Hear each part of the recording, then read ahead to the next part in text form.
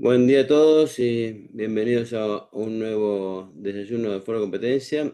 Hoy tenemos un desayuno distinto porque vamos a generar el debate a través de tres participaciones distintas porque el tema apunta más a un punto regional, a un aspecto regional que a una presentación de un país en particular. Como ustedes saben, está habiendo cambios de todo tipo en todos lados que están de alguna manera u otra desafiando lo que ha sido la aplicación de la defensa de la competencia en su versión más tradicional. Hay cuestiones geopolíticas, hay cuestiones políticas internas, hay políticas ideológicas, hay cuestiones de seguridad nacional, cuestiones todo el tema de los desafíos del mundo digital con la inteligencia artificial, tema del control de inversiones extranjeras. Hay un montón de cosas que están afectando a la defensa de la competencia en general y hoy vamos a centralizando más en el tema de si eso se está reflejando en la región o no, y en particular en el tema de control de fusiones.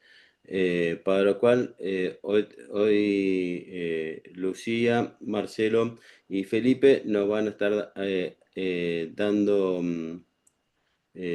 primero un pantallazo sobre cómo está cómo el cambio los tiempos de cambios están afectando o no sus respectivos países, y después en una segunda vuelta, digamos, bajarlo específicamente a tierra en tema de cómo se ve reflejado eso o no en el control de fusiones. Así que empezamos con Lucía, todo tuyo. ¿Qué tal? Buenos días. Siempre un gusto ver a tantos amigos y siempre, Julián, mil gracias por este espacio que la verdad disfrutamos mucho todos. Bueno, pues el tema de concentraciones en México obviamente pues ha sufrido cambio igual que la legislación en general. Como todos ustedes saben, hace unas semanas se aprobó ya en el Congreso mexicano unas reformas importantes a la Ley Federal de Competencia Económica, que también vienen de una reforma constitucional previa de un régimen de simplificación administrativa en el que modificamos nuestro diseño institucional pasando la Comisión Federal de Competencia Económica, como la conocemos ahora, que es un órgano constitucional autónomo, a un órgano descentralizado de la Secretaría de Economía, que ahora depende pues del gobierno.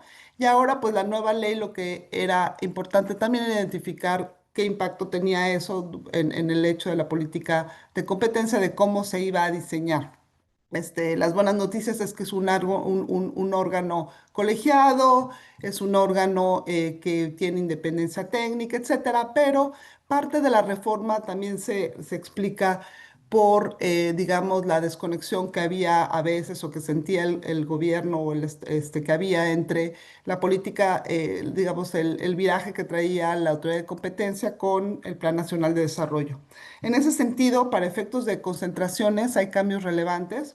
Uno en particular que es, hay una figura que se llama el aviso, en el que el gobierno federal puede pedir alguna recomendación bueno, no recomendación, sino alguna opinión a COFECES o a la nueva autoridad de competencia que ahora se llama Comisión Nacional Antimonopolios sobre cualquier tema, incluso sobre concentraciones en curso. Y cuando la autoridad, cuando el Estado pide opinión a la autoridad sobre ese tema, entonces los procedimientos de concentración se hacen mucho más expeditos, lo que significa que de una u otra manera, pues el gobierno, digamos, dará solicitar una opinión sobre aquellas concentraciones que considera muy relevantes. Entonces ahí, aunque sustancialmente no debería de cambiar el análisis, sí hay una indicación que cuando el gobierno tiene algún interés, tiene que ser, digamos, un procedimiento.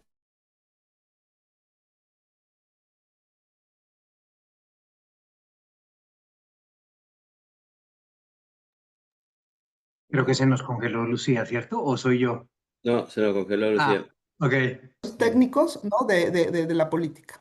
Por otro lado, hay otros cambios relevantes que tienen que ver uno con mundo digital y otros temas que aprovecharon para, de alguna manera, intervenir, ¿no? El primero de ellos es, pues, se bajan los umbrales.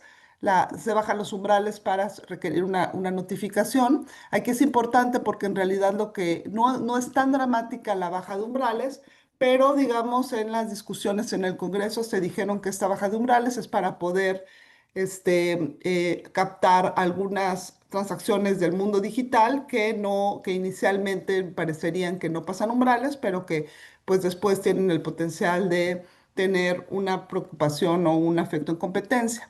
Por otro lado, también hacen y quitan algunas excepciones a la obligación de notificar. Quizás la más importante y la que más pegue es el tema de los fondos cuando son adquisiciones de fondos con meros fines especulativos. Y esto, de alguna manera, es un poco la tendencia mundial también de la preocupación de que a veces los fondos los fondos de inversión, ¿no? Que ahora pues están en varias partes de la economía y cómo esto puede afectar finalmente el comportamiento de las empresas y para efectos de concentración, esa excepción la eliminan para poder revisar con más cuidado algunas actividades de los fondos. Otro tema relevante que hace la ley es nosotros en México las concentraciones que no pasan umbrales tenían solamente un año para ser revisadas por la autoridad como una concentración, para ver si, digamos, era una concentración ilícita, y si en un año no las revisaban, entonces pues ya no podían revisarlo como una concentración ilícita y solamente por tema de prácticas. Ahora ese periodo se amplía por 3 años. ¿Por qué es importante? Otra vez, porque de alguna manera lo que hace es obligar un poco más a los agentes económicos que hagan una autoevaluación a pesar de que digamos, las transacciones no pasan los umbrales, si pudiera en algún caso ser una concentración ilícita o ser considerada por la autoridad como una concentración ilícita, porque ahora tiene 3 años para perseguirlo. Y también ha dicho la autoridad en las discusiones que esto también ayuda un poco a poder perseguir killer acquisitions, ¿no? Que a lo mejor no pasaron umbrales, pero después de un tiempo te das cuenta que esto va a ser un problema. Otro tema muy importante es que se crea una nueva causal para objetar concentraciones. Antes la ley mexicana hablaba claramente de que era cuando había efectos unilaterales de tal manera que pudiera desplazar a competidores, efectos coordinados, y ahora incluyen una causal más amplia que creo que va un poco más por la línea europea. Sin embargo, para el caso mexicano habrá que aterrizarlo más, a ver cómo lo va a poner la autoridad, que es afectar sustancialmente las condiciones de competencia y libre concurrencia, sin que esto todavía haya mucha claridad qué es lo que se quiere hacer, ¿no? Y finalmente, para este segmento, voy a hablar también de que está el tema de que todos los derechos de aprovechamientos que vienen de la notificación de concentraciones ahora se van al patrimonio de la autoridad para llenar también un poco y apoyar sus operaciones. Lo que significa es que pues vamos a tener una tendencia mayor, ¿no? De la autoridad de competencia ante la duda.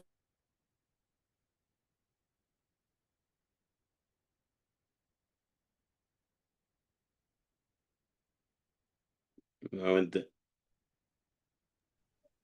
Ante la duda quedamos. Ahí volviste, Lucía. ¿Perdón? ¿Te ¿Me nos fui fuiste? Te nos mucho fuiste tiempo? un An- No, segundito. no. Sí. Dijiste ante la duda y ahí quedó. Ah, ¿en qué parte me quedé? Bueno, estaba hablando hablé De los de que todos recursos. de los recursos ahora van a COFECE, entonces obviamente ante la duda, pues la autoridad va a defender que sí era notificable y va a tener digamos, va a tener una reacción menos condescendiente para escuchar argumentos de que una concentración no es notificable, sobre todo en las áreas de duda. Y con mucho gusto, pues, esto es la introducción. Buenísimo. Marcelo,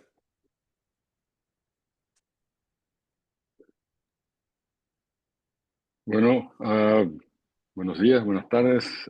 En primer lugar, les pedí perdón por el español, así que seguro van a haber muchos errores, pero lo voy a intentar así. Si resulta que les duelen demasiado los oídos, cambiamos, pero intentamos, si no es comprensible, me avisan. Pero muchas gracias, Julián y Foro Competencia por la iniciativa. El tema, claro, es importantísimo en este momento, no solo para Latinoamérica, como para todo el mundo. Si estamos hablando de control de concentraciones en tiempos de cambio, cambio es lo que vivimos ahora todos los días. Ayer vimos lo que hizo Trump con Brasil, con 50% de tarifas por cuenta de la investigación contra Bolsonaro. Así que las cosas, bueno, vienen todos los días. Y lo que hemos visto los últimos años son swings. Así no es un cambio en una dirección específica, sino que las cosas van de Obama a Trump, vuelven a Biden, se van a Obama. Vemos mismo en Europa los cambios en cada elección también, con gobiernos cambiando de derecha a izquierda. Lo mismo pasó en Brasil también de manera muy nítida, muy clara, con Lula, Dilma, Temer, Bolsonaro. Y eso, volviendo a Lula, y los cambios ideológicos son impresionantes. Y, claro, lo que queremos discutir es cómo eso reverbera, cómo llega también a otras políticas. Yo creo que es interesantísimo, por un lado, bueno, muy impactante que el país que siempre defendió la independencia de las autoridades de competencia, que fueron los Estados Unidos, que venían con la idea, CAGI, por ejemplo, la autoridad en Brasil fue, bueno, inspirada en larga medida por la Federal Trade Commission, la idea de tener commissioners independientes que sean, bueno, nombrados por el gobierno, confirmados por el Senado con un mandato específico. Todo eso vino de ahí, exactamente para que, bueno, tuvieran independencia. Y lo que vemos en Estados Unidos es que la idea de política antitrust como algo de Estado, no de gobierno, que cambiara sí un poco, pero no tanto, de administración a administración, se fue completamente, ¿no? Y ya, bueno, eso ya haya pasado para decir la verdad, en el gobierno Biden, ¿no? Que vino con una política totalmente distinta de antitrust, cambió los criterios, la visión de concentraciones en el medio de la discusión que ya pasaba de que la política antitrust no podía limitarse a los objetivos tradicionales ahí de Chicago, económicos, eficiencia y bienestar del consumidor, sino que tenían que llevar en cuenta otras consideraciones también de interés nacional, de, de ESG, de sostenibilidad, de empleo, muchas veces de bienestar general. Mismo la Comunidad Europea ya estaban indicando que en esta última encarnación ahí que iban a cambiar también. Así que siempre uno imagina los cambios políticos tienen los impactos más grandes en gobiernos de Latinoamérica, por ejemplo, lo que estamos viendo es que eso está pasando de manera muy dramática ahí en lo que eran los modelos de estabilidad. Ah, como yo he dicho, hemos tenido los cambios en Brasil también de gobiernos muy importantes, pero en términos de política de competencia es muy interesante que es un periodo, y si hablamos de los últimos 10 años, 5 a 10, es un periodo de impresionante estabilidad. No solo en términos técnicos y criterios y consideraciones que se ven en las decisiones y las investigaciones, pero también de gente, la gente en la autoridad, y eso es tal vez lo más significativo. No solo los técnicos y la gente que está trabajando en los casos, los case handlers mismos, pero también en los dirigentes, ¿no? Hoy es exactamente el día que termina el mandato del presidente de CADE, Alexandre Cordero, que está ahí hace 10 años en distintas posiciones importantes en la autoridad.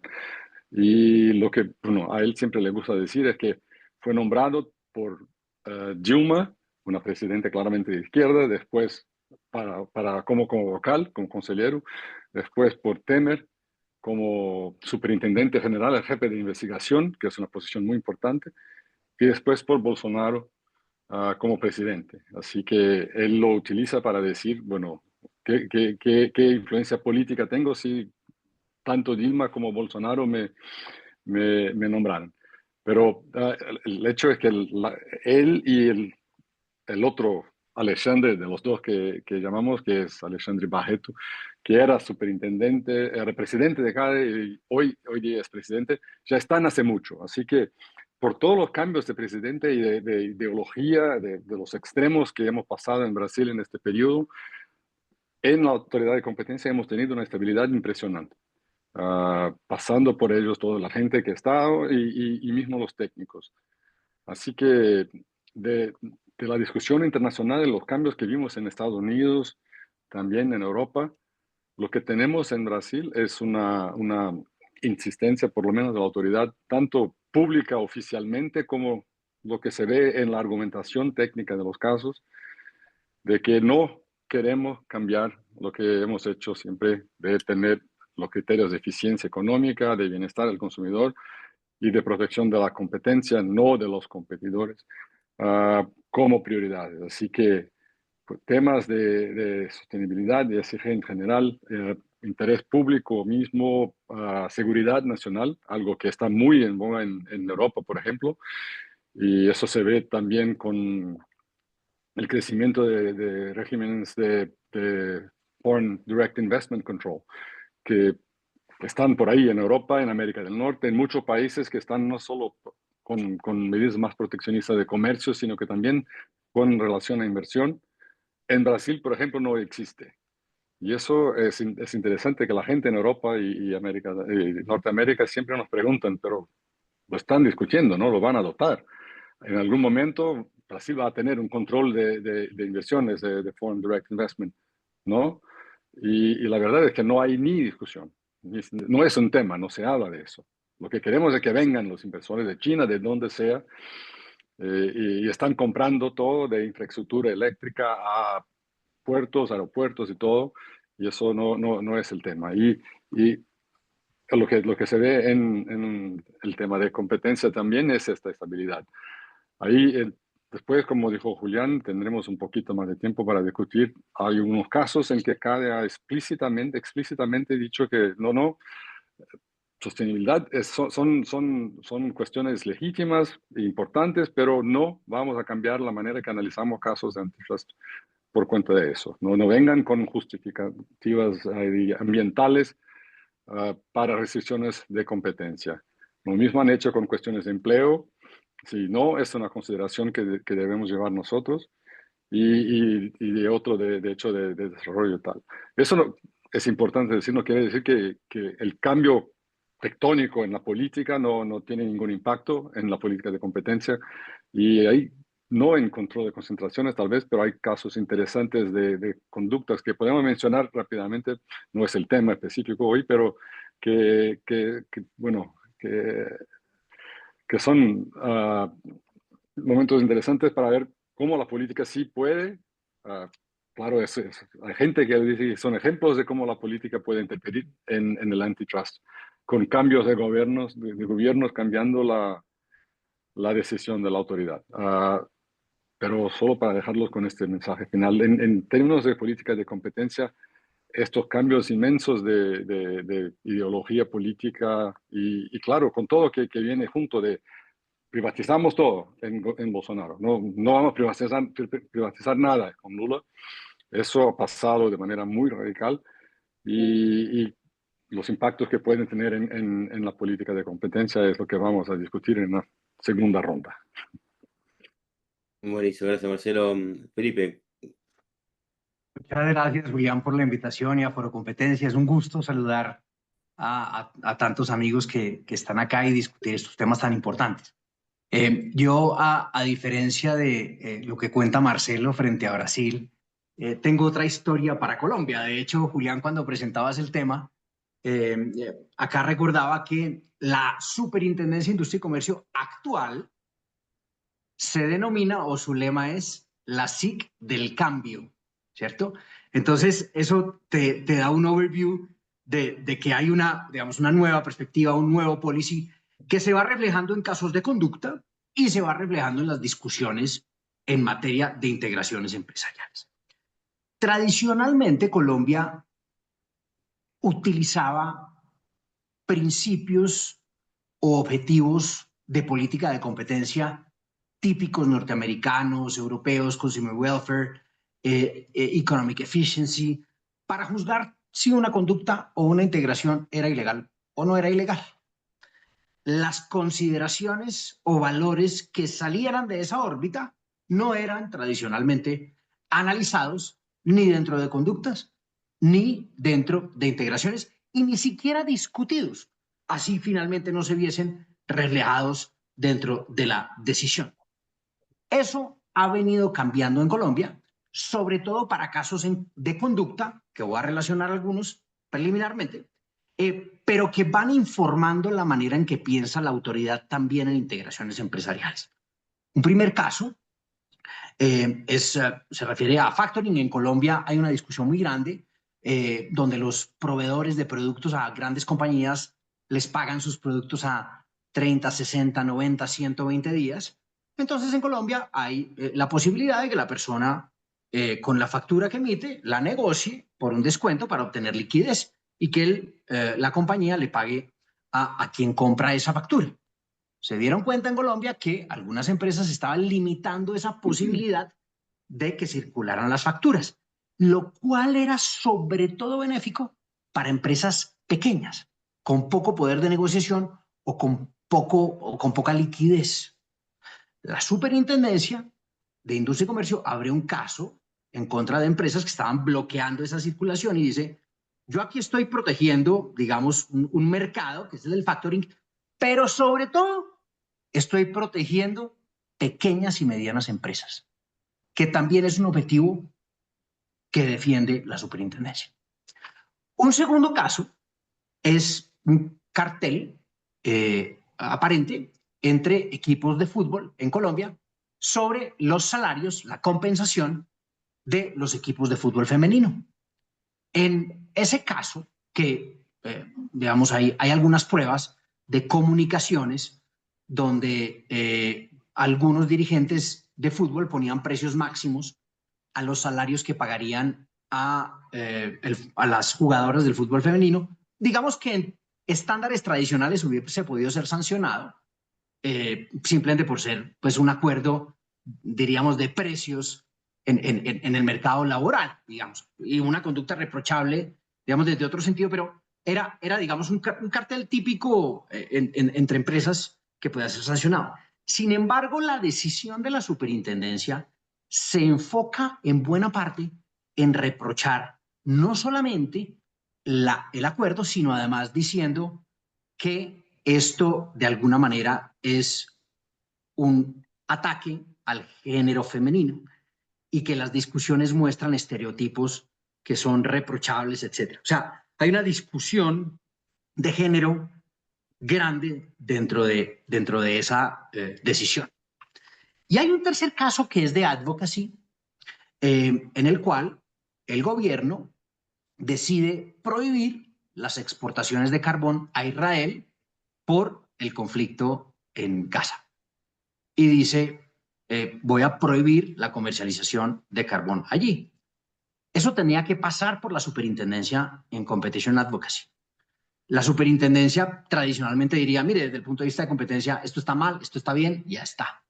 ¿Qué hace en ese caso? Analiza y dice, el derecho de la competencia no es un derecho absoluto y en este caso estamos de acuerdo con esa decisión porque digamos que engloba otros principios que son también o que deben ser protegidos como la paz,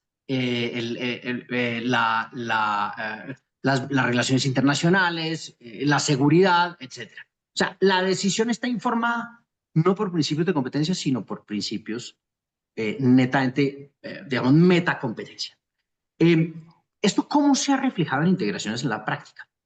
Aún no hay una decisión en la que uno diga, bueno, esta decisión claramente aplica un valor distinto de consumer welfare o consumer o efficiency, etcétera, valores tradicionales, pero sí tienes las discusiones hoy en día. O sea, en el trámite con la autoridad tienes preguntas y discusiones, por ejemplo, como, oye, la afectación de esto a medio ambiente, ¿cómo es? La afectación de esto a empleo, ¿cómo es? Empiezas a discutirlo. No ha habido todavía esa decisión, pero lo que vemos en conducta ya se está empezando a informar en los debates que tienes en integraciones, que por demás no han tenido modificaciones legislativas ni normativas. Con eso daría mi introducción, Julián. Buenísimo, Felipe, muchas gracias. Entonces, bueno, si le parece bien, pasamos entonces al segundo aspecto, que es en sí mismo, en el contexto de fusiones, ¿cómo lo ven reflejado esto, estos cambios, o cómo no se ven reflejados? Digamos, eso depende digamos, de cada país. Empezamos por Brasil, si parece bien, Marcelo. Claro, bueno, como decía yo, eh, el debate mundial creció muchísimo los últimos años todos de la necesidad de revisitar la política antitrust, a ver si no tendría que, bueno, ponerse en el contexto de dónde sale, político, ideológico, y sí incorporar o no, y hay gente como desde Eleanor Fox, que fue sin duda una de las primeras a defender que sí, que tenían que llevar en cuenta otras preocupaciones y políticas públicas como una política pública que es. Y lo mismo decirle que no, eso es una política distinta, que tiene que ser estable y no lleva en cuenta las preferencias y preocupaciones de la población, era un error tecnicista. Así que esto fue una visión que creció, el debate sí, sin duda, pasó. Se puede discutir si lo que ha pasado en Estados Unidos fue algo que tenía una ideología, sí, tal vez en el gobierno Biden. Ahora lo que tenemos es algo distinto de cambio, pero como yo decía también, es que lo que pasó en Brasil es una posición de la autoridad muy clara de que sí, vemos lo que está pasando por ahí, este debate todo que crece, académico, intelectual y todo, y muchos países sí lo están llevando a cabo concretamente, como la administración Biden ahí, con la preocupación más general, con el crecimiento de la concentración económica y cómo empeora la situación de gente más pobre, qué efectos tiene para el desarrollo y las condiciones de vida. La posición de la autoridad fue expresamente que eso no es lo que yo tengo que hacer, lo que yo puedo hacer. Yo tengo un mandato específico, legal, de preocuparme con competencia. Hay otras autoridades que lo harían mejor. Así que si empiezo a mezclar, y eso fue una posición histórica de acá de hace mucho, empiezo a mezclar otros objetivos, me voy a poner menos previsible y no es lo que quiero, sino que la idea es que los agentes económicos sepan lo que yo voy a hacer para que puedan, bueno, prevenir y saber qué ellos pueden hacer. La idea de CADE siempre fue que la política antitrust tiene que ser previsible, tiene que ser consistente, y la multiplicación de goals, de objetivos distintos y muchas veces conflictantes, no sería positiva y no es legalmente lo que puede hacer. Eso dijo la autoridad, por ejemplo, en un caso envolviendo bancos hace algunos años, Bradesco y HSBC, en el que hubo una reclamación de un reclamo de un sindicato de trabajadores que, bueno, que tendrían que imponer una condición de preservación de trabajo y todo. Y Calle dijo muy explícitamente, eso no es mi papel. No, si hay autoridades que tienen la preocupación con empleo, yo no puedo, no tengo la legitimación técnica ni legal para hacerlo. Y lo dejó muy claro. Lo mismo mucho más reciente con un tema de sostenibilidad, por ejemplo, eso es un caso muy interesante, una plataforma organizada por traders de las más grandes del mundo, de Cargill, ADM, Dreyfus y otras. Es una operación internacional, una JV que estaban creando, que tenía que ser notificada en poquísimos países del mundo. Y el único que empezó a discutirla más fue Brasil. Y la idea era armonizar y estandarizar el traceability y los standards ahí bueno, de medidas ambientales, sea de child labor que tenían o de carbon footprint, qué cosas, qué medidas iban a utilizar. Y claro, la cuestión es que hoy hay una multiplicidad de criterios y de medidas, y si uno empieza a ver lo que utilizan en Ghana o en Brasil o Indonesia para la plantación de café, después los operadores logísticos, toda parte de industrialización, transporte, y cuando llega en Europa el cálculo qué decir que tengo de carbono en esta cadena era dificilísimo. Y la idea era cómo lo padronizamos para hacerlo más fácil, para poder decir al consumidor, esto es el carbon footprint de este producto, o aquí garantizamos que no hay trabajo de niños.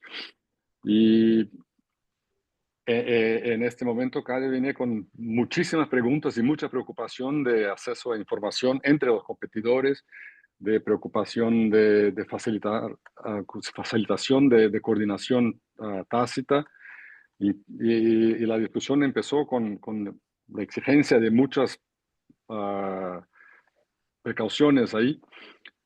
CADE venía de haber impedido totalmente una operación entre empresas alemanas, en una JV también que tenía algo parecido de estandarización de informaciones en la cadena productiva. Y había dicho no, fue la primera vez que CADE dijo no completo a una operación totalmente internacional. Así que las partes en este caso tenían la preocupación de llevar, sabiendo las preocupaciones que tenía la autoridad, de presentarles un protocolo antitrust con todas las cuestiones técnicas de cómo no habría la posibilidad lógica de acceso a información y todo, discusiones con ingenieros y con los técnicos para que la autoridad estuviera satisfecha. Y al final aprobó sin restricciones, pero con mucha discusión y con el compromiso de manutención de todas las condiciones del protocolo, de un protocolo muy, muy riguroso. Pero lo interesante es que después, por ejemplo, uno de los vocales utilizó, el Reporting Commissioner, utilizó este caso para decir en un artículo como el leading case de CADE en sostenibilidad, para decir, básicamente, no le vamos a dar brownie points por objetivos verdes. Si tienen algo así, eso tienen que seguir con todas las exigencias y protecciones de competencia, y lo que querían decir, que eso es posible. Así que estaban básicamente a decir, no vamos a venir con excepciones. Exactamente al momento que venía la Comisión Europea con reglas y regulations específicas para colaboración entre competidores con objetivos de sostenibilidad. Así que estamos en una posición más cautelosa, más conservadora de decir, no, esto no vamos a cambiar. Ya eso lo han dicho en eventos, en decisiones. Hubo un momento muy interesante en una ABA, cuando estaba ahí el presidente de CADE, Alexandre Cordero, con los americanos y la comisaria europea, que era todavía Vestager, y él venía a decir exactamente eso. No vamos a cambiar nuestros standards, vamos a mantener la protección de competencia, que es nuestro mandato legal, incluso en temas de sostenibilidad. Y vino Vestager a decirle ahí, le batió en el hombro, a decir, en la espalda, y a decirle, you will. Eso no ha pasado todavía, así que no sé si estaba cierta o no. De hecho, el hecho es que no sigue, no sé si vamos a tener muchos cambios en Brasil, pero imagino que no. No quiere decir que no van a hablar de este tema, porque es imposible y están inmersos en el mundo de la competencia. CADE es muy activo en todas las organizaciones y sigue ahí participando de los debates. Estamos viendo también un cambio ligero en el área digital, que siempre venían con la idea, tenemos que ser muy cautelosos, es un área nueva, nadie sabe qué va a pasar, así que empezar a intervenir ahora es muy arriesgado. ¿Qué es que estamos teniendo puede ser un efecto peor? Y ahora se ve que están empezando sí a hacer más cosas. Así que después de mucho estudio y decisiones más, a ver qué hacen nosotros, ya hay casos concretos, especialmente en conducta, que están ya con intervenciones más fuertes. Y incluso algunas muy fuertes como injunctions liminares upfront, hacia el principio del caso también. Así que lo hacen siempre tradicionalmente con cautela, a ver, pero en el área digital empezaron a cambiar todavía en los otros nuevos temas de antitrust. Es algo que CADE sigue queriendo mantener la previsibilidad de la eficiencia económica y el bienestar del consumidor. De conducta, Julián dejó para la pregunta después, o como quieras, porque es un ejemplo de algo que cambió mucho con cambio de gobierno, de política general, que sería interesante comentar, pues, que involucra Petrobras, que no es una empresa pequeña. No, yo creo que ya ha generado la intriga, digamos, me van a sancionar si lo dejo sin saber de qué se trata. Además me parece un caso interesante, independientemente, digamos, que refleja un poco el punto este que hablábamos cerca de que, bueno, si bien en algunas cosas hay resistencia al cambio, por otro lado, también se ve una mayor presión o sea, para el cambio, digamos, y eso puede ser, como hablamos la vez pasada, se puede ver reflejado también en el mayor interés que hay en el nombramiento de las autoridades, por ejemplo. Pero sí, si puedes contar el caso este es interesante. Claro, bueno, lo que tuvimos era una investigación, algunas que seguían contra Petrobras antes, pero en el gobierno Bolsonaro no, tenían la política pública ahí de privatización. Y desde el principio siempre hablaron mucho de reducir el poderío de poder de Petrobras, tanto en refinación, como en gas, y otras áreas. Y tenían la idea de privatizar parte de las refinerías ahí. Lo que, bueno, pasó fue un acuerdo entre CADE y Petrobras que, bueno, encerraron la investigación con la obligación de la compañía de vender 8 refinerías. Y algo gigantesco, claro, y para mucha gente algo que no pasaría si no fuera la intención del gobierno de venderlas, porque no sería algo tan fácil para CADE exigir en un acuerdo que hiciera eso. Y no es algo que hacía normalmente, así, algo tan radical. Claro, hay muchos casos de exigencias estructurales ahí, de venta, de desinversión, pero en un caso de conducta, determinar algo así, sin la voluntad política de vender las refinerías, según mucha gente, probablemente no pasaría. Ah, Salió Bolsonaro, entró Lula, y desde el principio siempre fue alguien que defendía una Petrobras fuerte y decía, al revés, no quiero vender, sino que quería la más grande. Y eso, claro, fue una situación que existía ahí con la obligación que tenían con la autoridad de competencia. Ah, Muchas discusiones, hubo un cambio en la comisión, nuevos vocales que entraron, muchos con experiencia en el área, muy respetados, buenísimos. Y eso es interesante, que se puede volver, como decía yo, a Eleanor Fox, y la idea de que todo está conectado, no son políticas públicas aisladas.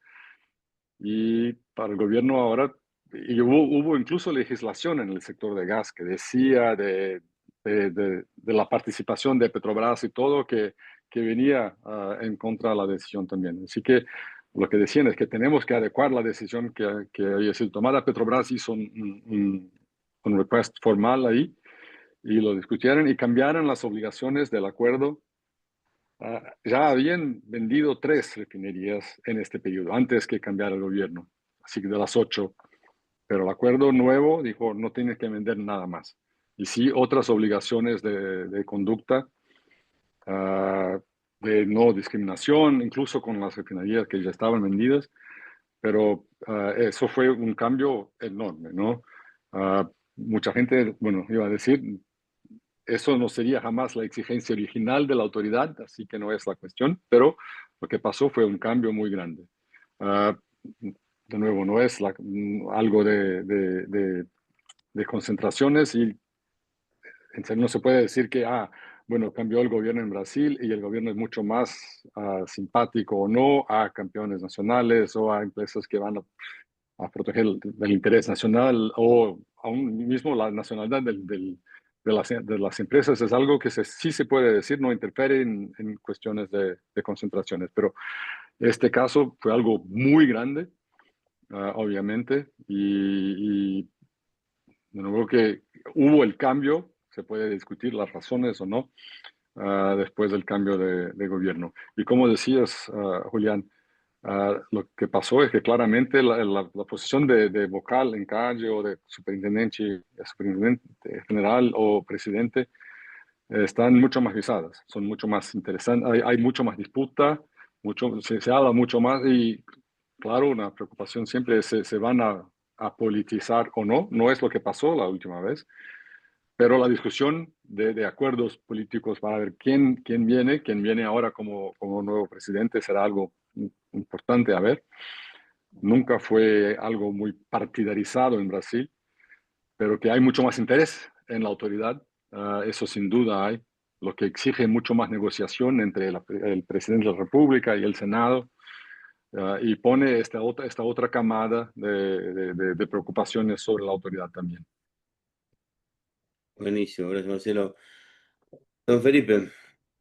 Bueno, gracias, Julián. Yo, como les comentaba al inicio, en Colombia ha habido varios cambios en cuanto a policy y principios que se siguen para decidir casos de competencia. Sin embargo, estos hasta el momento únicamente se han reflejado en las conversaciones con la autoridad y las preocupaciones que manifiesta, más no en las decisiones de integraciones empresariales, sino de conducta y advocacy. No obstante, yo quisiera resaltar es un mismo caso con dos discusiones que se produjo hace poco en Colombia, que tienen algunos desarrollos que son interesantes y que le muestran a uno algo del enfoque de la autoridad de competencia. Quizás ustedes conozcan que hace unos 2 años Avianca quería o tenía la intención, la aerolínea, de comprar una empresa que se llama Viva Air.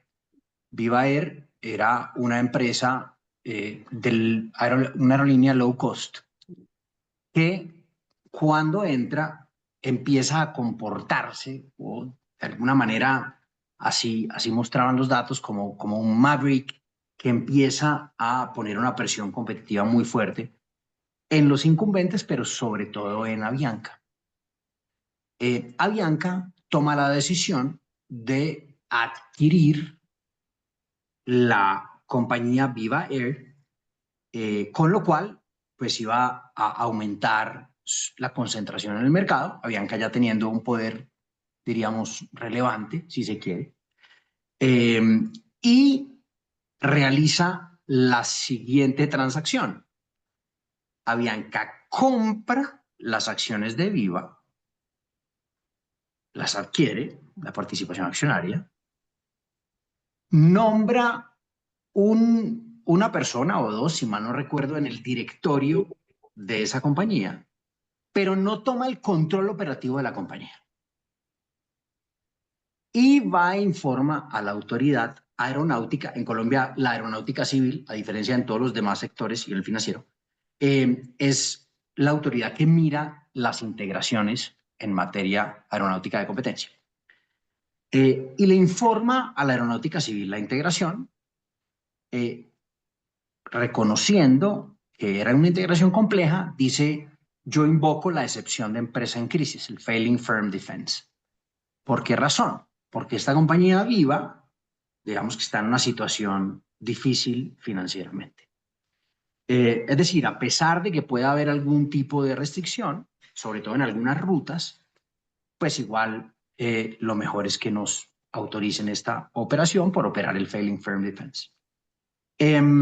La aeronáutica civil no reconoce el Failing Firm Defense. Dice, para que esto se produzca en Colombia, primero tiene que estar condenada la empresa realmente a salir del mercado. Segundo, no debe haber otra alternativa menos anticompetitiva para salvar la empresa. Y tercero, tenemos que el daño a la competencia de no permitir la operación debe ser superior al de permitirla. Estos dos últimos no los advertimos tan claramente. ¿Por qué razón? Primero, porque varias compañías manifestaron, competidoras, su intención de adquirir Viva. Y de hecho a esa transacción se habían opuesto LATAM y otras. Y en segundo lugar, porque diríamos que si la empresa salía del mercado, como puede salir cualquier competidor en cualquier mercado en competencia, pues todos los demás iban a tomar muy seguramente una proporción. No iba a ser Avianca la que se iba a quedar con toda esa participación. De manera que la autoridad dice, mire, no opera el Failing Firm Defense acá. La compañía finalmente, el propio Avianca no le introduce dinero y la compañía finalmente entra en reorganización, digamos, en ley de quiebras. Esto con un proceso paralelo, porque la superintendencia dice, un momento, acá lo que hubo fue un gun jumping, porque Avianca adquirió la participación y puso un miembro de junta, y el solo hecho de adquirir la participación ya altera todos los incentivos de competir, porque no vas a competir con aquel frente al cual ya eres su dueño. Ya prácticamente, si así operativamente no estuvieras, digamos, manejando la compañía, pues ya tenías las acciones y por consiguiente el incentivo de no competir contra ella. Pero segundo, tenías alguna persona o algunas personas en el directorio. Entonces, abre cargos en contra de Avianca y directivos. Ese caso termina en unos commitments, creo yo, muy ligeros, si se quiere, por parte de la autoridad de competencia. Lo que dice Avianca es, voy a pasar a un patrimonio autónomo todas estas acciones, digamos, voy a quitar todos los directivos, etcétera, mientras la autoridad aeronáutica decide la operación. Finalmente, Viva, pues entra a ley de quiebras y ya pierde por contrato sus slots y todos adquieren, digamos, o todos los incumbentes, Avianca entre ellos, incrementan su participación. Pero esos son, digamos, dos novedades importantes de cara a el régimen de integraciones empresariales. Primero, que no es que para invocar el Failing Firm Defense simplemente digas la compañía se va a quebrar, esta finalmente quebró, sino que efectivamente lo que más le importa a la autoridad es cuál es el contrafactual. ¿Te vas a quedar tú igual con todo si se quiebra la compañía y no permitimos comprarla? ¿O va a ser el mercado el que reorganice todo? Uno.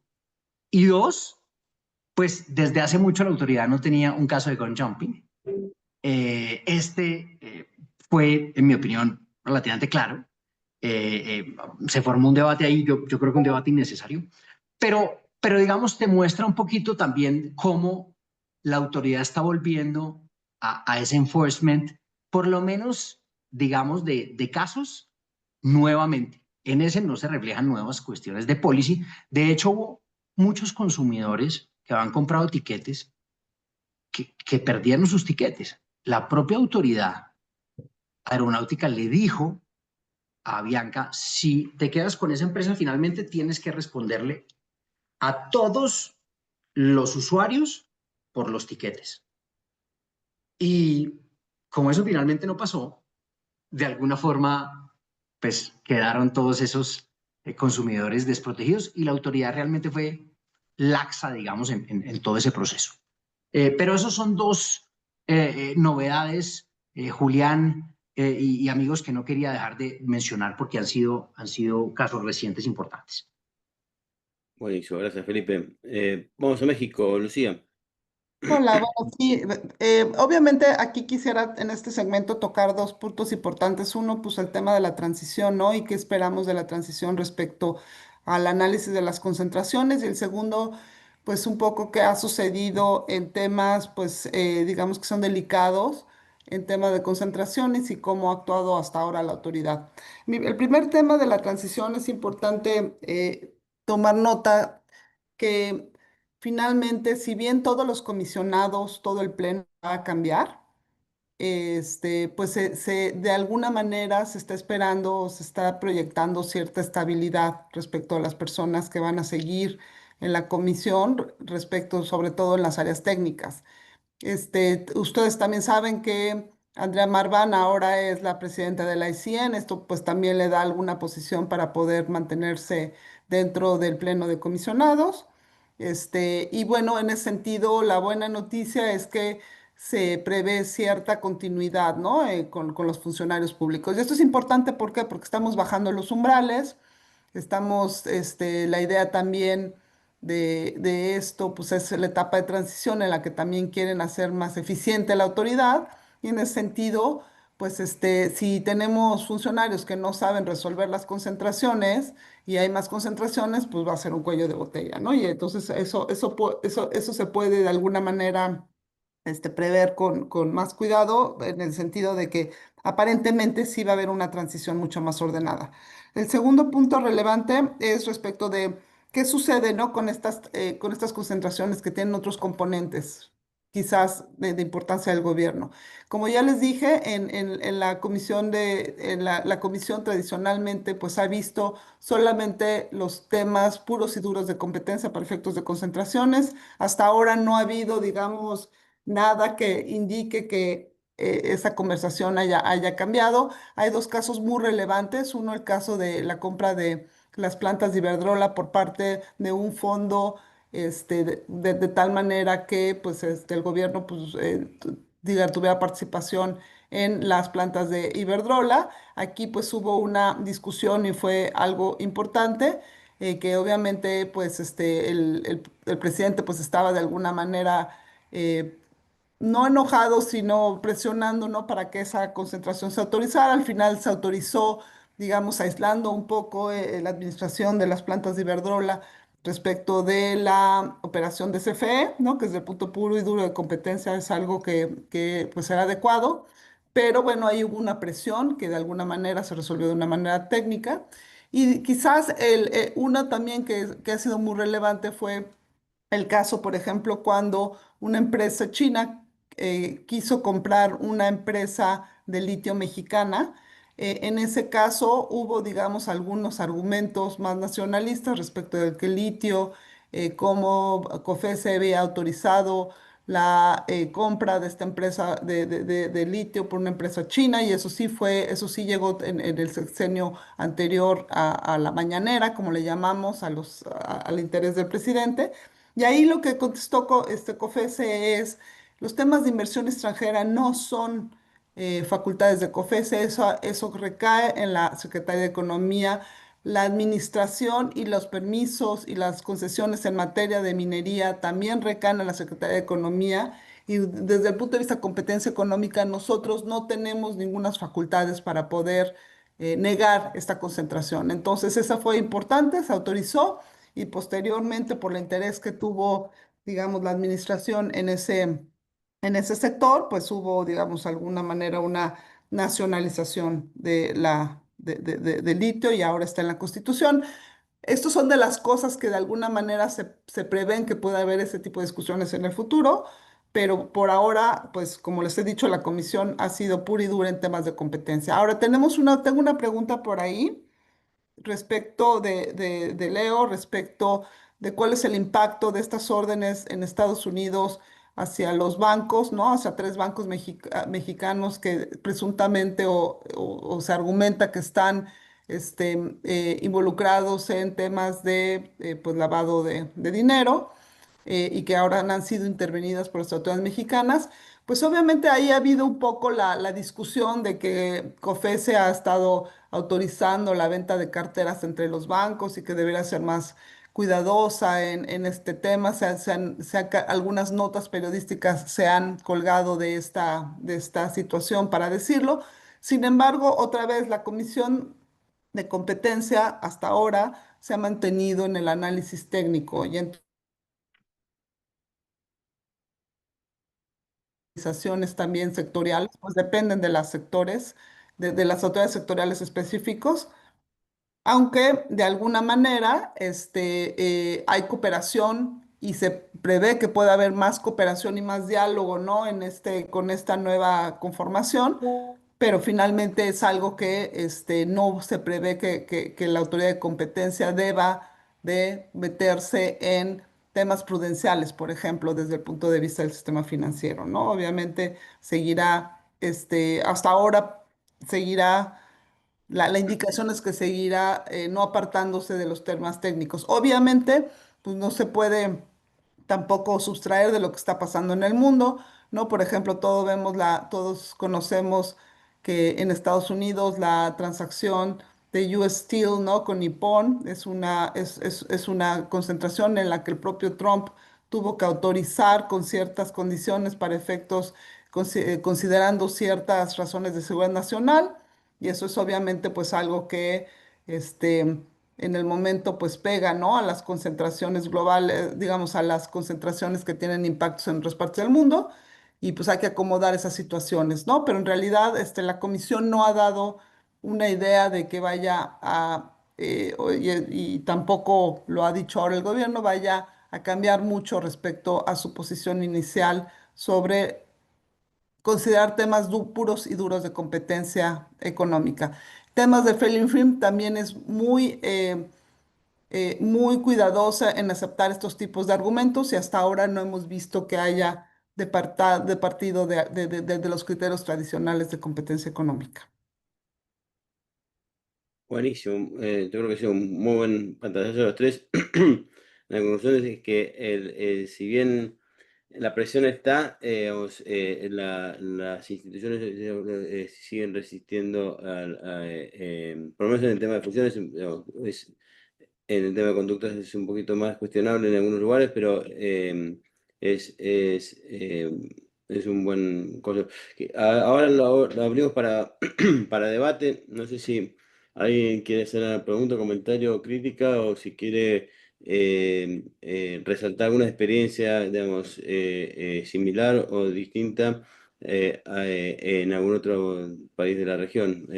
Así que bueno, dejo abierto para el que quiera levantar la mano, puede hacer alguna pregunta. eh, Queda abierto el debate.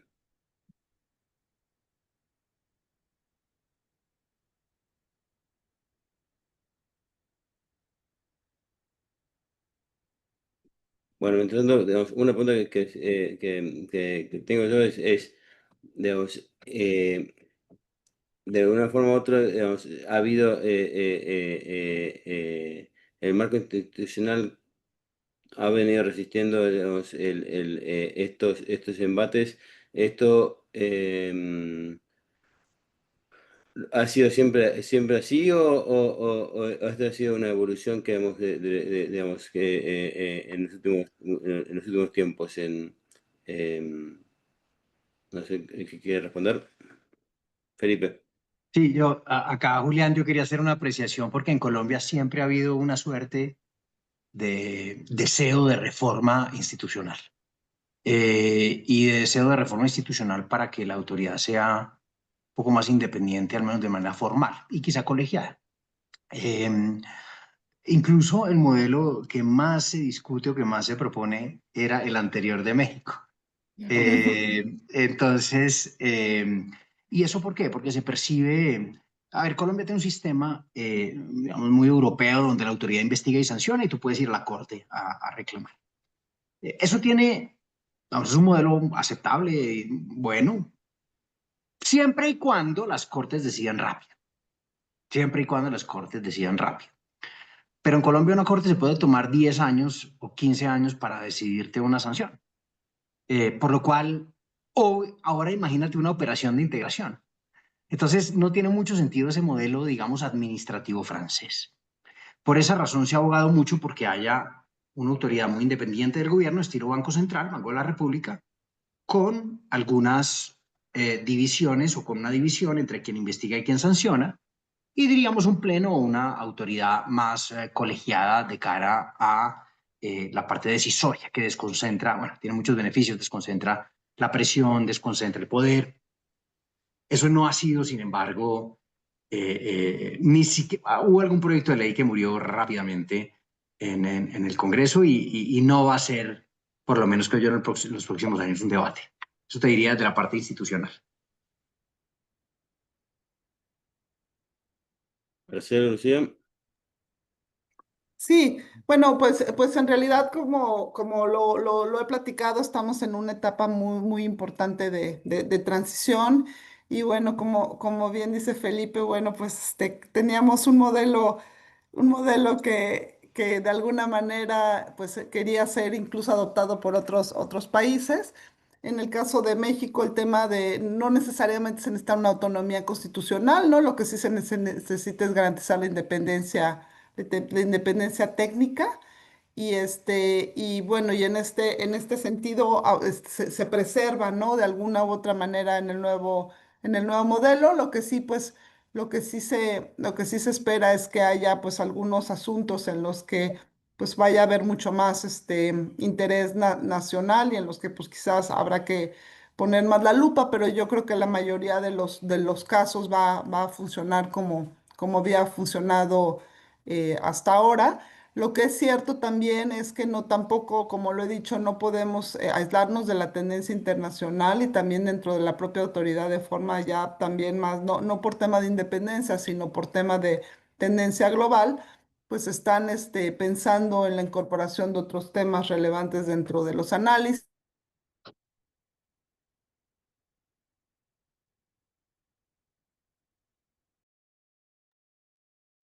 Nos congeló de vuelta.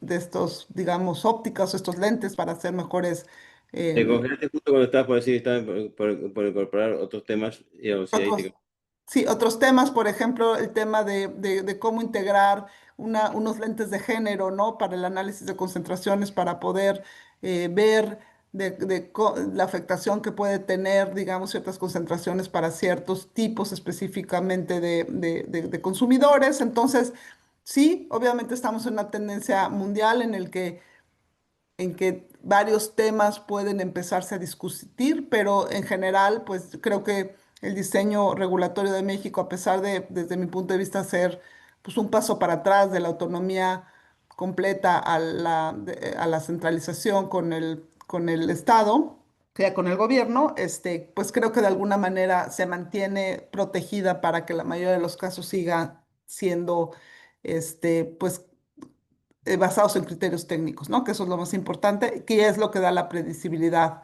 en el control de concentraciones. Entonces, de acuerdo. Marcelo, ¿tú tienes algo para sumar a eso? Bueno, rápidamente, ah, desde la nueva ley en 2011, bueno, teníamos la otra que era de 94, con una estructura institucional mucho más compleja y que toda la gente sabía que tenía que no era la más eficiente, pero había siempre la necesidad de una configuración de fuerzas ahí que pudiera permitir el cambio, porque había gente que tenía que perder poder. Un ministerio aquí, Ministerio de Justicia, Ministerio de Economía y todo, pero eso finalmente pasó en 2011 con una estructura y un modelo todo de control de concentraciones ex ante mucho mejor, que viene funcionando razonablemente, sin duda mucho, mucho mejor que lo que había antes. Ah, no hay cambios más. Un punto interesante es que el cambio de la ley fue muy grande institucionalmente, pero hubo también un otro cambio que sacaron una mención que había en la ley anterior, que fusiones en algún momento ahí se tenía que llevar en cuenta cuestiones de necesidad y motivación preponderante de economía nacional y bienestar general, bienestar público. Eso había en la ley de 94, la sacaron en 2011. Así que también es algo interesante en este proceso que Cali ya venía con la idea de que nos tenemos que enfocar en las cuestiones técnicas, económicas, y no era algo que utilizaban mucho, pero estaba ahí a la mención y eso la sacaron. Y Cali viene muy activamente con resoluciones y regulations infralegales, siempre con la idea de traer más clareza y previsibilidad y todo, y de fusiones horizontales, fusiones verticales. Ahora van a salir con uno de cooperación entre competidores y ninguno de esos menciona estos nuevos temas. Así que no es que sigue algo en esta constante. Ah, yo quería solo, bueno, un punto a adicionar, solo que es interesante también me parece, es que vimos el movimiento todo en Estados Unidos en contra a la idea de remedies en concentraciones en el gobierno Biden. no se aceptaban remedios y la fusión es anticompetitiva, no se puede arreglarla así. Y eso, Kaji siempre tuvo una posición totalmente contraria, siempre fue muy favorable a discutir acuerdos y soluciones y remedios y sigue haciéndolo, tanto estructurales como conductuales. Así que eso pasa en fusiones, siempre están haciendo cada vez más también en casos de conducta, también unilateral y lo que yo decía, por ejemplo, en caso de conductas de empresas digitales, hacer un acuerdo que resuelva la cuestión antes de años de investigación. Pero yo, si puedo, Julián, tenía una pregunta a Lucía, una cuestión que con los cambios en México y los cambios en el judiciario, Mm. ¿qué impacto creen ustedes que puede tener en la actividad de la autoridad de competencia? Porque las decisiones ahora pueden ser revistas por gente totalmente diferente, por un judiciario distinto, que puede tener otras preocupaciones. Sí, Si eso es algo que se considera que puede pasar a la autoridad, va a imaginar que pueden cambiar las decisiones o si hay alguna indicación de lo que van a pensar los nuevos jueces que están llegando. sí, mira, efectivamente, digamos, la reforma judicial y toda esta elección de los jueces, este proceso de elección y remoción de los jueces y sustitución, pues obviamente impacta, ¿no? A todas las áreas del derecho, sin duda. También a los tribunales especializados. De hecho, el pasado junio hubo elecciones en las que también se eligieron a jueces y a magistrados especializados, no todos, pero una parte, a una mitad, y luego se cambiará a la otra mitad. La buena noticia es que estas personas, las que salieron a pesar de no tener carrera judicial, sí eran personas, sí son personas que conocen la materia de competencia, entonces al menos tendremos personas técnicas, ¿no? Aprenderán la función judicial, pero son personas técnicas y eso pues me da esperanza. Lo que no me gusta de la reforma judicial es que va a haber, digamos, un órgano de disciplina que puede disciplinar a los jueces si van en contra de la buena administración de justicia, que es algo que es un término que es muy amplio. Y entonces, pues sí puede ser en un momento dado mal aplicado una forma de control de los jueces, ¿no? Digo, por los perfiles de las personas que han llegado, los temas van a seguir manteniéndose en un plano técnico, pero pues tienen un arma de disciplina. Ahora, en temas de concentraciones, dado a que los agentes económicos tienen la necesidad de que las autorizaciones sean de manera más rápido, lo que tratan de hacer normalmente es llegar a condiciones y a compromisos con la autoridad y rara vez llegan al Poder Judicial las concentraciones porque pues están buscando realmente obtener la autorización por parte de la autoridad y están acomodando su transacción para que eso suceda. Pero sin embargo, eso es un punto sí es un punto de preocupación. Otra vez es un punto adicional en el que pues cuando son temas de interés relevante para la administración, pues ahí habrá una manera de disciplinar a los jueces que no vayan, digamos, en favor del interés nacional.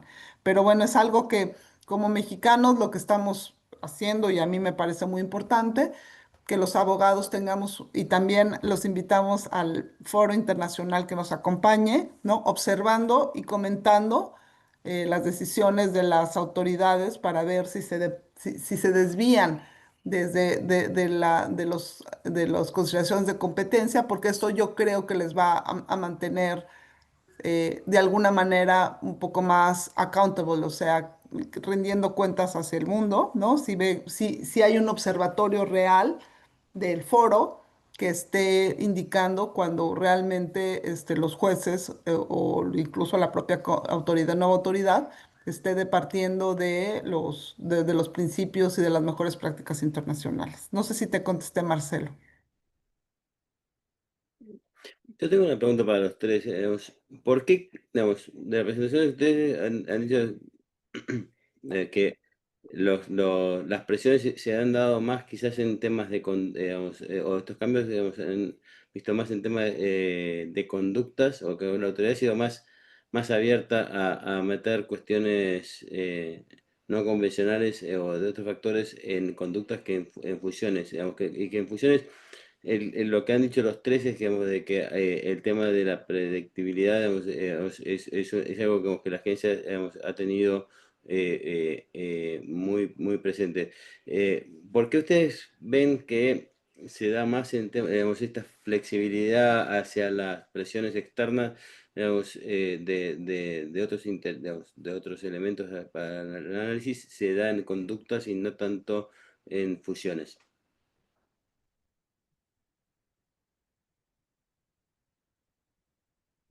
No Pues sé. Julián, Dale, dale, Lucía, adelante. Bueno, no, incluso lo que les quiero mandar de mensajes que en el caso de México tampoco vemos que se empiecen a incluir otros temas dentro de dentro del tema de investigaciones y de prácticas. Efectivamente, en el caso también tenemos un caso muy paralelo al que habló Felipe respecto a los salarios, ¿no?, de las jugadoras de fútbol.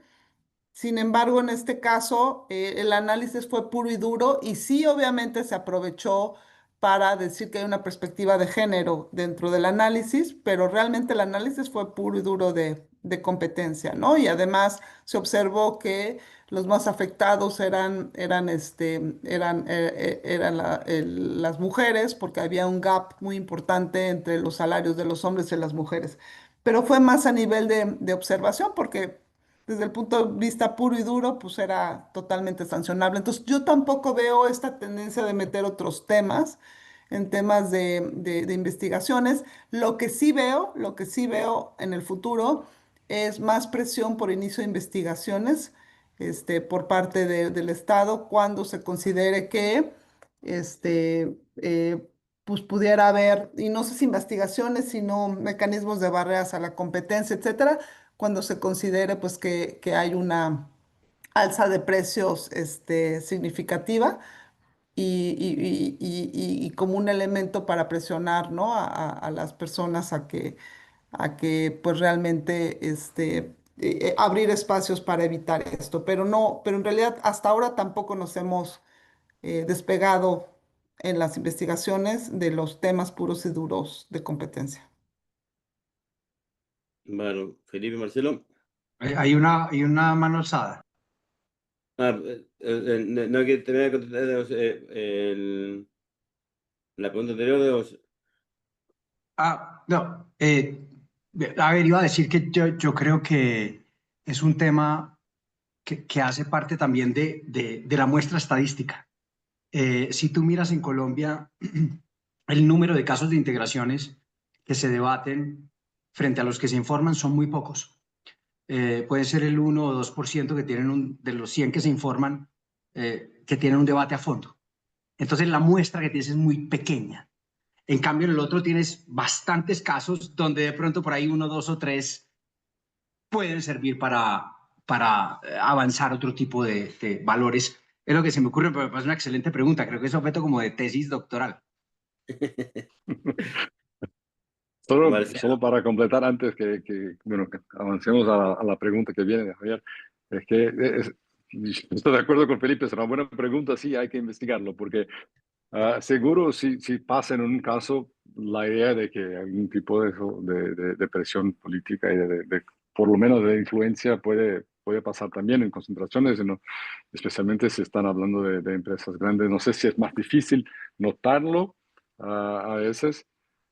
Pero sería interesante investigar. Si, es que no es algo fácil de probar, así como el caso de Petrobras, no se puede decir, hubo una decisión, hubo un cambio tan grande que es algo que llamó la atención de todos. Así como una investigación que empezaron en Brasil sobre institutos de investigación política, polling institutes, así de quién va a votar en quién. En la elección de Lula y Bolsonaro ahí, y Kaji, bueno, el presidente propuso una investigación contra los institutos de investigación entre el primera y la segunda ronda de la elección, porque todos habían se equivocado de manera semejante la proporción de votos que tenía Bolsonaro. Habían dicho que iba a tener menos, tuvo más, y hubo la indicación de tal vez eso sea algo de colusión entre los institutos, no sé qué, que fue algo muy polémico y generó una reacción como eso es algo claramente político, no sé qué. Había toda una justificativa de competencia ahí, pero vino la sugerencia de investigación y no siguió después de la elección de Lula. Así que esas cosas sí que, claro, atraen la atención, vienen a los periódicos como de Petrobras.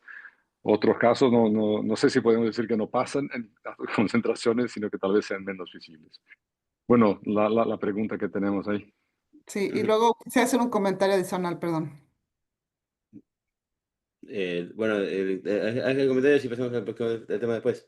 Sí, rápidamente, obviamente, bueno, otro de los temas que está flotando en el caso de México es, y que no lo podemos, obviamente, dejar de mencionar, es que mucho de lo que está sucediendo también tiene que ver por la visión que tenía, pues, la autoridad de competencia respecto a las empresas públicas, ¿no? Y con las empresas públicas que son, pues, que son CFE y Pemex, pues, claramente, ahora, pues, ahí sí se espera que vaya a haber mucha más, digamos, condescendencia respecto a las actividades de las empresas públicas. Tan es así que en la última reforma, una reforma constitucional en la que dijeron que no, no son monopolios las actividades que realizan las empresas públicas. Entonces, en este sentido, pues obviamente, por ejemplo, para prácticas monopólicas relativas, pues será mucho más difícil encontrarles alguna violación, ¿no? Entonces, ese foco sí es claramente un foco diferente de la política que habíamos vivido. Gracias. Javier. Sí, gracias Julián, gracias a vos y a los expositores por tan claras presentaciones. Tenía una pregunta para Lucía, me quedé con lo que comentaste de las concentraciones en México que no se notificaban por estar debajo del umbral de notificación, que la autoridad contaba con un plazo ahora de 3 años para revisarlas. Mi pregunta es, ¿esa revisión se hace bajo el marco de conducta o bajo el marco de una concentración? O sea, ¿te obligan a notificar la operación? ¿Cómo se implementa esta prerrogativa de la autoridad? Sí, Gracias. sí, no, muchas gracias. Mira, lo que sucede, lo que pasaba actualmente es que sí, obviamente sí, pues no era notificable, no se tenía que notificar, pero eso no significa que no podrá ser investigada por la autoridad como una concentración ilícita. Entonces, digamos, pasamos de un procedimiento preventivo, que es una autorización para efectos de concentraciones, a una revisión ex post, que ya es una investigación por, por una potencial concentración ilícita.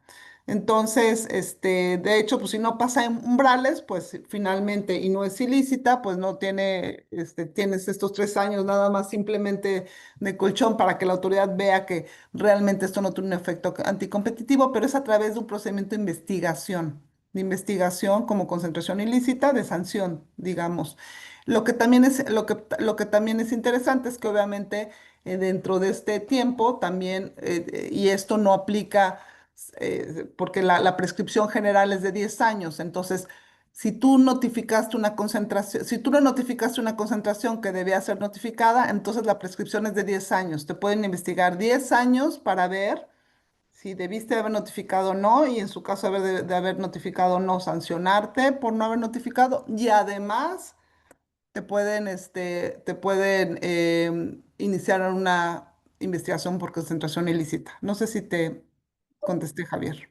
Sí, sí, perfecto, muchas gracias. No, yo pensé que te forzaban a que notifiques, a los 2 años y medio que te forzaban a que notifiques, pero No. no.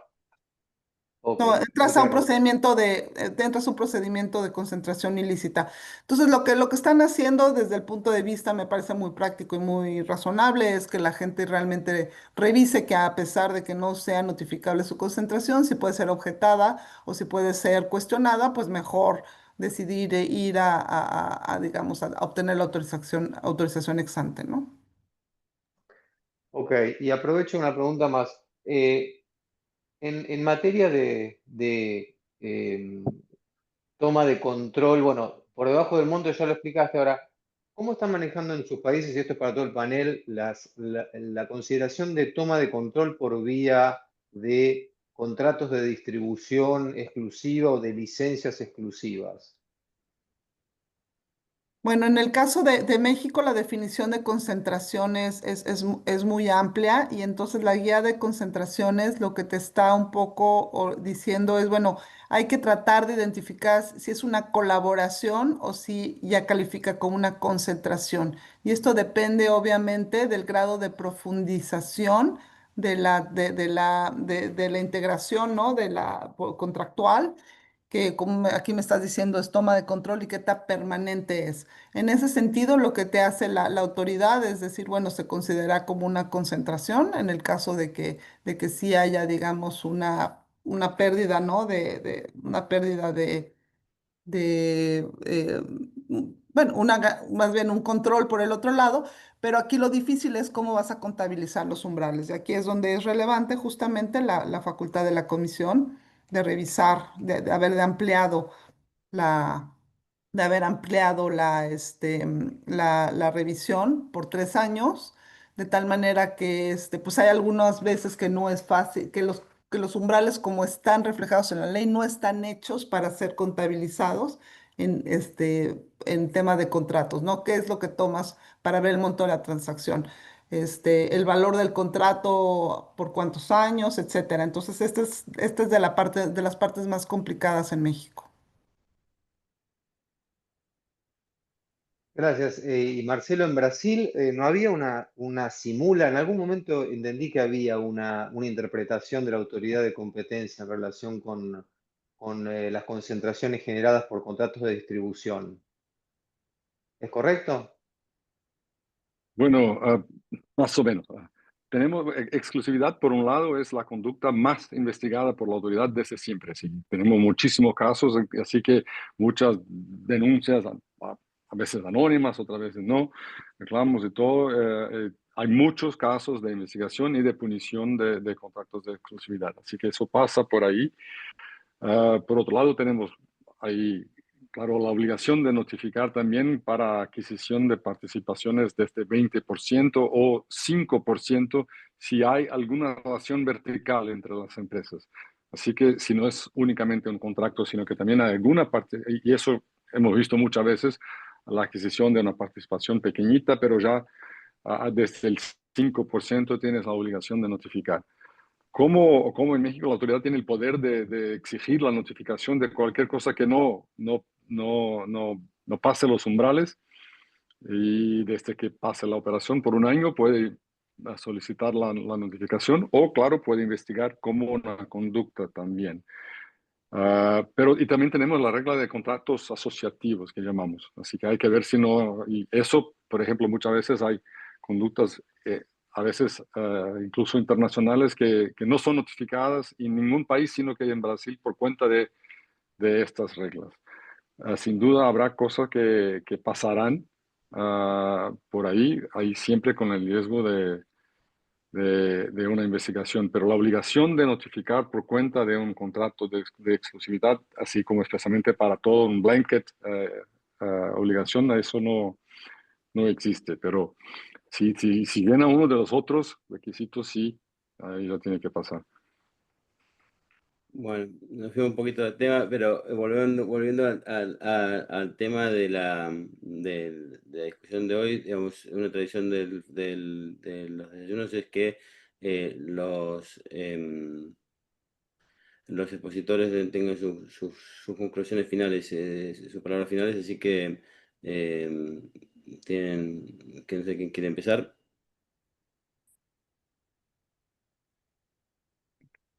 Bueno, yo de alguna manera, pues, no me queda más que comenzar con con palabras de optimismo, ¿no? En el sentido de que, pues, hemos transitado por una modificación constitucional que pudiera haber modificado de manera mucho más importante nuestro órgano de competencia.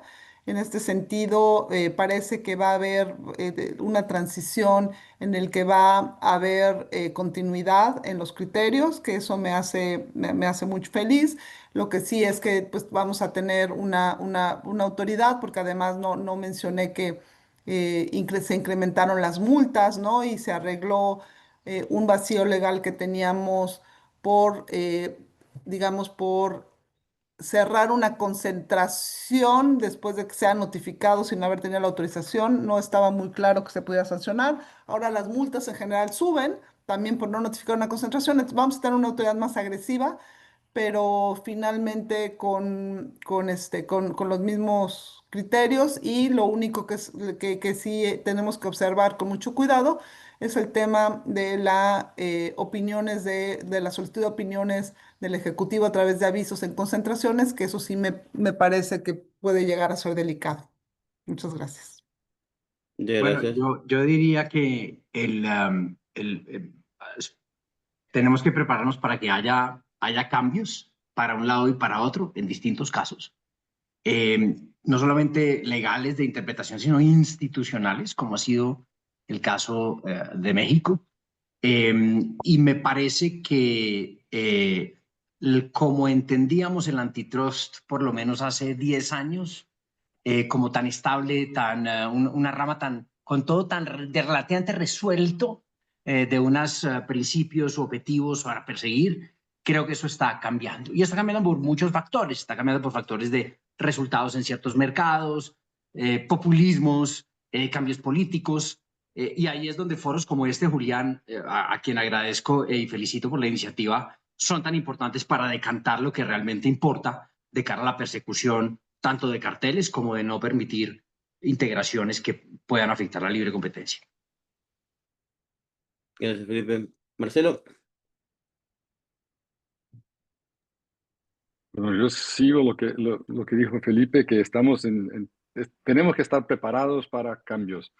No solo lo que está pasando políticamente de swings radicales en nuestros países, muchas veces, que van de un extremo a otro, ah, sino que también internacionalmente.